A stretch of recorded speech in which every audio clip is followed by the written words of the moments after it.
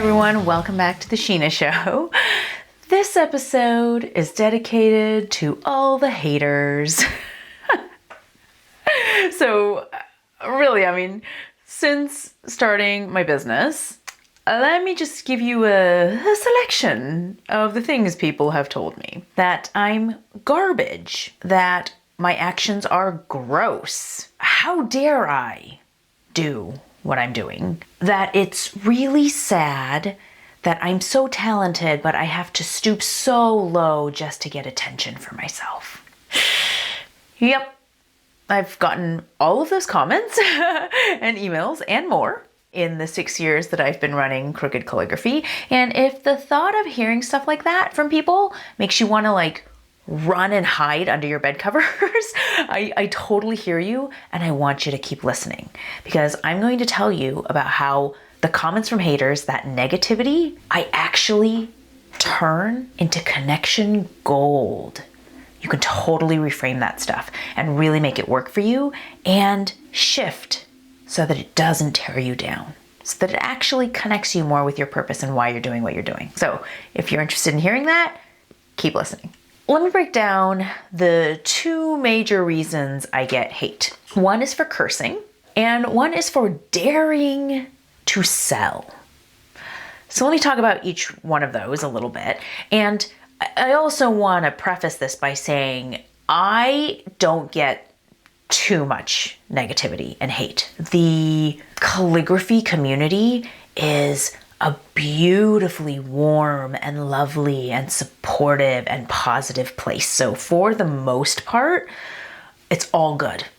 Comments on my Instagram, comments on my Facebook, all of that, 90% amazing. But the more you put yourself out there, the bigger you get, the more people you reach, the more you're gonna hit some people that aren't really your jam, right? People who don't resonate with you, people who might disagree a lot with what you're doing. And the more you put yourself out there, the more you're gonna get some negativity back. By far, the most common reason I get negativity and haters and pushback is cursing. I started Crooked Calligraphy in 2016, and from the very beginning, I was writing curse words in calligraphy. That was kind of my thing. I had learned calligraphy, but I wanted to put my own spin on it. And I also wanted to be honest with myself and reflect the things that I was actually feeling at the time. And back then, I had quit my law job. I was lost. I didn't know what I was going to do. I was rethinking everything that I believed in. I was turning into a new person. I was feeling a lot of shit. So I didn't feel rosy and positive all the time. I felt like, my God, there's a lot of grit here. There's a lot to work through. There's a lot, man, to fucking get through and express myself through. So I did it. I wrote curse words. And from the very beginning, it connected me hard with people who love curse words. I can't even count the number of messages I've got from people saying, I love that you curse. I saw your greeting card. I saw your curse word in calligraphy, and I knew that's my person. Thank you so much for being honest.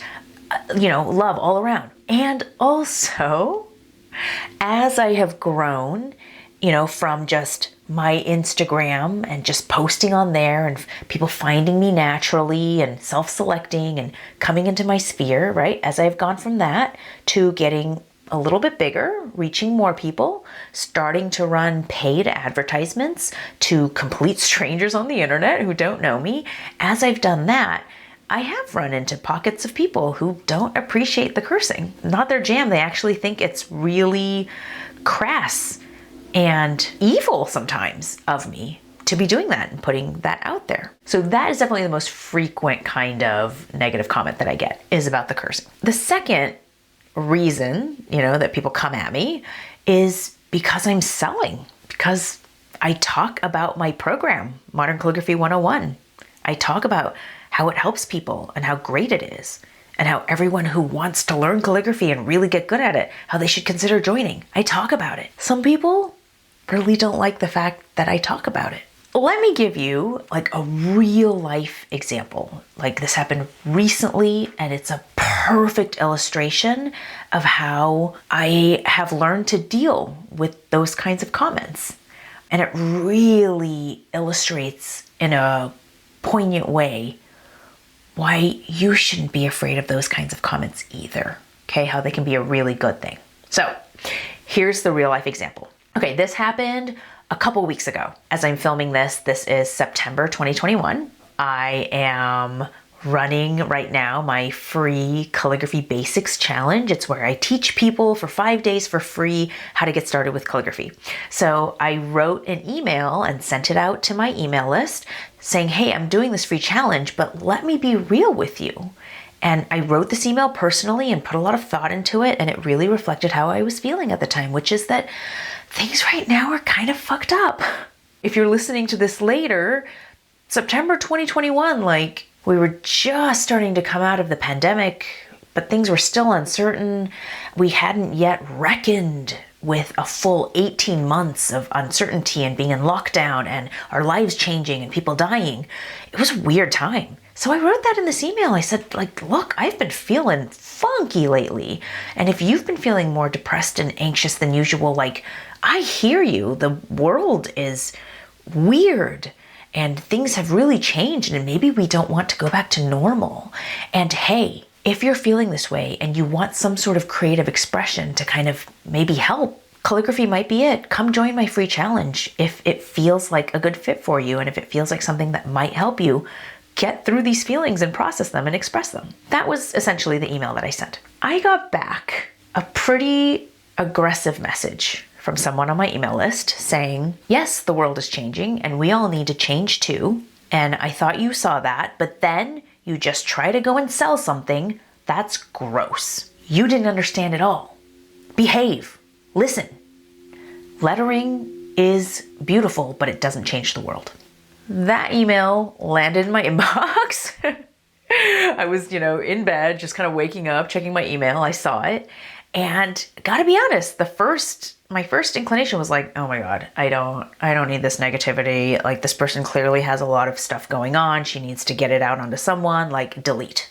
I'm not gonna deal with this. But then I sort of continued to think about it and I undeleted it. I decided to share it with my audience on Instagram. I shared it in my Instagram stories and I just said, hey, look, I got this pretty negative email and I just want to talk about it because I disagree. And I don't want this kind of negative message to keep anyone out there from doing their thing.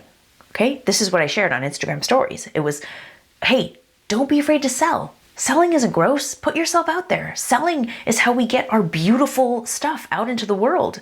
Like, we're glad that people are selling amazing things, right? What I said on Instagram stories was also, hey, lettering actually does change the world. I don't agree with this person. Lettering is beautiful. We can change the world one person at a time. Anyway, I won't go through everything I shared on Instagram stories, but I really just kind of put it out there and was like, look, this is an email that I got. I decided to share it with you just so I could, share my thoughts and also let you know that you shouldn't let this kind of stuff stop you. And you know what happened? I got so many amazing messages back from people saying, thank you for sharing. Thank you for that encouragement. Thank you for saying this. I'm trying to sell my art and I'm just having real imposter syndrome. I'm trying to sell my calligraphy and I just keep undercharging. I am having so many doubts about myself. Thank you. It opened up so many amazing conversations. I really felt like I connected one-on-one to a lot of people. And I was just DMing people all day, saying, yeah, don't be afraid to sell. So you see how I turned that negative comment, right? And I didn't shrink away from it and let it totally get me down. I didn't buy into it. I took it and I used it because so many people are afraid of putting themselves out there because they might get negative comments like this, right? Because they might get slapped down, because they might get people taking out their shit on them, right? I don't want people to be stopped. Because that might happen. Because look, it will happen. The bigger you get, the more you put out there, the more successful you are, the more people you reach, the more hate you will get. It's all part of the game. And you don't have to let it stop you. You can use it. Let me just finish this story with an email that I got just yesterday. And it was in response to that same email that I sent out saying like, look, you know, we're all kind of fucked up right now. Come, let's do calligraphy together, right? You know, to help us cope. And I, you know, so I got one really negative email about it, but then this other email came in just yesterday. And I literally, I cried for like a good 30 minutes thinking about this, but it was from a woman who said, I so relate. 2020 was so fucked. I lost my 6-year-old daughter to brain cancer.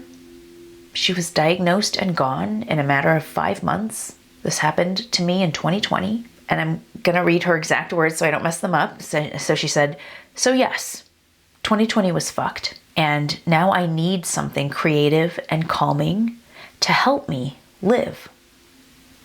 To help me live. This is why I enrolled in your course. Thank you for your talent, transparency, and curse words. Those are her exact words. This is why it made me cry. Because calligraphy is helping her to live. I can't even imagine what it is to wake up every day after something like that happens. I can't. And the fact that my calligraphy course, that calligraphy, right, in general, but my calligraphy course in particular is doing that, is just helping a little bit this woman to cope with like the most devastating thing that can ever happen. I'm really glad I didn't stop selling.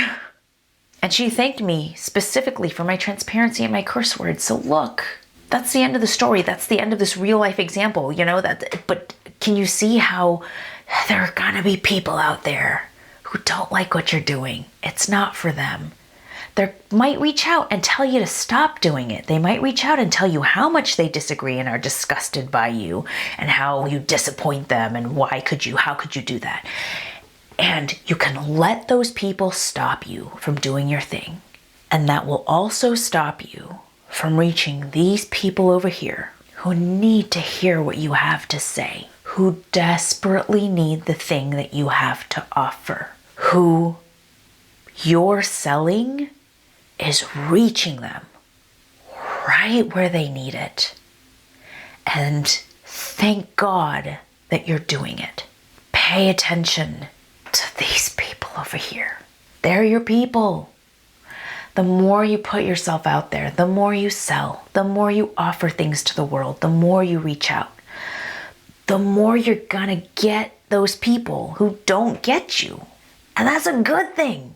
You need to repel some people in order to attract the right people for you. If you're not repelling someone, then you're not strongly attracting anyone else. You need to do both. You can't have one without the other. So if you want to gather up your people, if you want to really talk to them and look them straight in the eye and tell them, I'm so sorry. I understand what you're going through. I relate. Here's my experience. I hope it helps you. I came up with something. Maybe it will be of value to you. Here it is. I'm not going to stop talking about it. That's the way you reach people. That's the way you have a successful business. That's the way you make connections and actually make a difference in this world. So keep doing you. Keep being yourself. You're gonna get some hateful comments. When you get them, celebrate, okay? I challenge you to this. Reach out to me, DM me on Instagram. I'm Crooked Calligraphy. DM me and say, Shinah, I got my first hater comment. Look, I'm doing the right things. It's something to celebrate. It's something to use. It's something to strengthen the connections that you're making with the people who really matter, okay? So don't let the haters get you down. Stay on that crooked creative path. Until next time, everyone. Hey, if you're interested in learning calligraphy and you want to do it for free, I have a calligraphy workshop that I created just for you. I know how frustrating it is to buy the wrong tools, to not know how to use them, for everything coming out of your pen to look like nonsense. That's why I created this training. It's about an hour long. It shows you exactly what tools to buy, how to prep those tools, how to get started right, and how to continue practicing so that you actually get good at calligraphy. And bonus, it will tell you a little bit more about how to continue working with me if you want to learn calligraphy from me. So that's at freecalligraphyworkshop.com, all one word, freecalligraphyworkshop.com. Hope to see you inside.